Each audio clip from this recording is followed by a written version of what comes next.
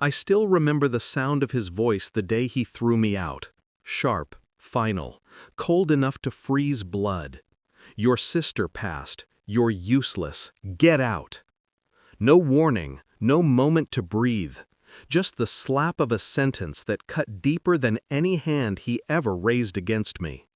I didn't argue. I didn't beg. I just picked up the same bag I had carried to every exam, looked at the man who called himself my father, and walked out of the house he believed he owned, and the life he thought he controlled. I didn't know it then, but that walk was the beginning of my revenge. Back then, the root of the damage. He wasn't always a monster. When I was little, he'd sit beside me while I studied, insisting he was guiding me toward greatness. But guidance slowly turned into pressure, and pressure into chains. "You'll be a doctor," he said. Not asked, said. My dreams didn't matter. My voice didn't matter. He carved his ambitions into my skin until I couldn't tell where his ended and mine began. And when I failed the medical exam, everything snapped. Not just him, me.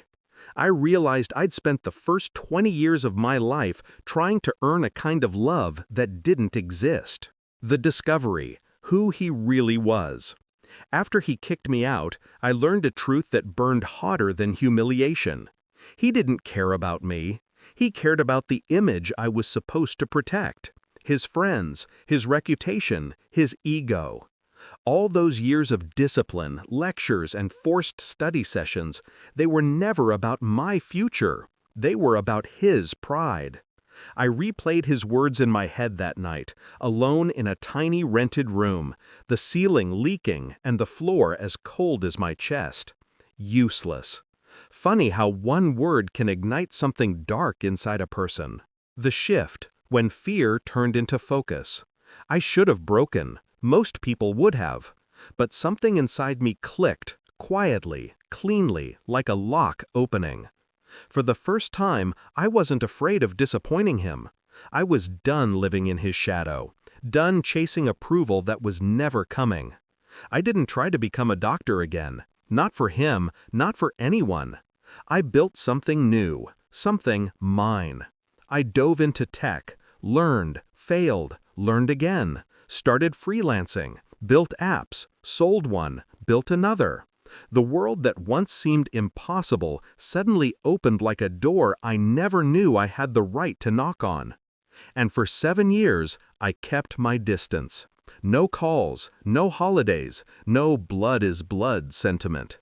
Silence was the first part of my revenge. Success was the second. I didn't just rise, I soared. The execution, the day he needed me. It happened on a random Tuesday morning. My phone rang, an unknown number.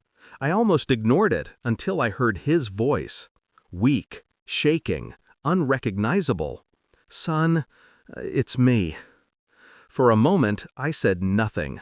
I just listened to the silence swallowing him.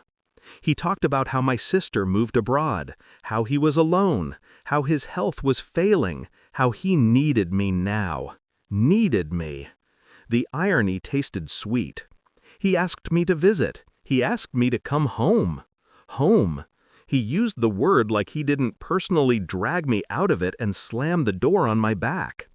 I let him talk. I let every beg, every plea, every attempt to soften history spill out until he ran out of breath. Then I drove to see him. Not out of love, out of necessity, so he could see what he lost. Climax, the confrontation. He opened the door, and the shock on his face was almost poetic. I looked nothing like the broken boy he threw away. Confidence changes a man's posture. He reached out to hug me. I stepped back. His smile trembled. "You're successful now. People talk about you. I know what they say," I cut in, "and I know why you suddenly care."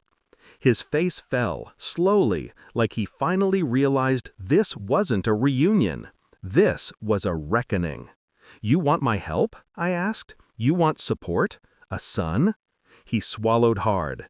"Yes, I'm sorry. I made a mistake.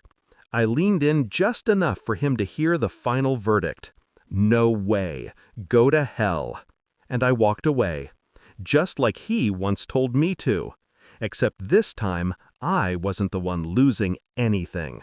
Resolution, the freedom I earned. Driving away, I felt nothing but clarity. Forgiveness isn't owed. Family isn't guaranteed. Love isn't automatic. He taught me that. He built the walls that now keep him out of my life. Brick by brick, word by word. I didn't destroy him. He destroyed himself. All I did was refuse to rebuild what he ruined. And that, I suppose, was the most perfect revenge of all.